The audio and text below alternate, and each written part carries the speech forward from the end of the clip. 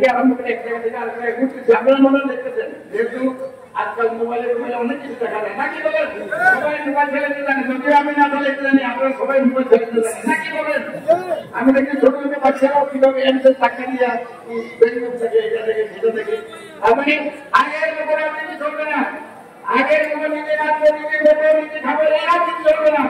মানুষের সাহায্য করতে হবে, মানুষকে দেখতে হবে, মানুষকে ভালোবাসতে হবে, তাইলে এই রাজনীতি টিকবে, এর বাইরে কোনো রাজনীতি টিকবে না। মানুষ অনেক খারাপ হয়ে গেছে, ইয়াং জেনারেশন অনেক খারাপ হয়েছে, ছোট বাচ্চারাই অনেক কিছু বুঝে, কিন্তু আগে অতীতের খারাপ হয়েছে, সেই রাজনীতি চলবে না, আরো ভালো ভালো চলতে হবে। আমাদের নেতা কর্মী যারা আছে সেদিন যদি উল্টাপাল্টা লাইনে থাকে, দয়া করে আসতে এক সাইডে থাকবেন, আপনার চাইলে কিন্তু আমার জন্য ভালো। আপনারা আপনাদের ভালো মানুষের চেয়ারে থাকলে সবাই খুশি হবে, কিন্তু অন্য মানুষের চেয়ারে থাকলে মানুষ খুশি হবে না। তাই শহীদ জিয়ার আদর্শ, এখন জিয়ার আদর্শ, তার কেমনের চিন্তা চেতনার ভিত্তিতে আমরা রাজনীতি করবো, নাকি? আপনারা দেখেন এই পরিবারটা কিভাবে ক্ষতি করতেছে, আমাদের জেলা তার প্রমাণ কিভাবে ক্ষতি করতে গেছে অন্যায় ভাবে। এটা কি কোন জায়গায় আছে? তার এখনো লাইফ চাকরি দরকার। এর ইয়েতে আমার প্রমাণ ব্যাপার রেখেছে, ম্যাডামকে কিভাবে কতভাবে জেলে রাখছে, এটা কি আসলে সহ্য করে যায়? সুতরাং এই সমস্ত যারা উল্টাপাল্টা করে, এই দেশকে যারা লুটপাট করে, তাদের দিকে আমনে আমনে হয়ে যাবে। এই লুটপাট করে আমরা এই জায়গা কতটুকু করবেন, আপনাদের হবে, আমি ততটুকু খাবো, কিন্তু এই দেশে থাকতে পারবে না। এই দেশের মানুষ আপনাদের থাকতে দেবে না, এই দেশের মানুষ আপনাদের পিছনে লেখা দেবে।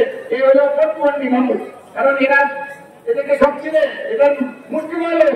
আপনাদের মতো ভালো মানুষ নাই, এই দল যাতা করে তারা ভালো মানুষ। আগামী দিনগুলোতে আপনারা চিন্তা করবেন এই গেলে সুনাম কিভাবে রক্ষা করা যায়, ম্যাডাম দিয়ে সুনাম রক্ষা করা যায়, শহীদ দিয়ে সুনাম রক্ষা করা যায়, সুনাম কার্যক্রমে সুনাম রক্ষা করা যায়, সেইভাবে আপনারা কাজ করবেন। তাহলে আমি আপনাদের খুশি থাকবো। আমি ঢাকা নিয়ে গেছিলাম, আপনাদের পাশে থাকবো, দরকারে পরিবারে থাকলে আমিও পরিবার থাকবো ইনশাল্লাহ। আগামী দিনগুলোতে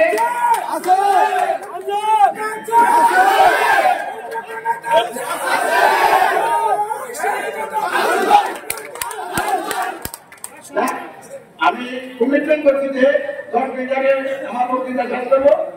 আজকে আপনাদেরকে সাধারণ শ্রদ্ধা জানিয়ে যারা এই আয়োজক, যে অনুষ্ঠানে যারা আয়োজক, তাদেরকে অত্যন্ত তাদেরকে মানে তারা সাংগঠনিকভাবে আমাদের করতে চাই।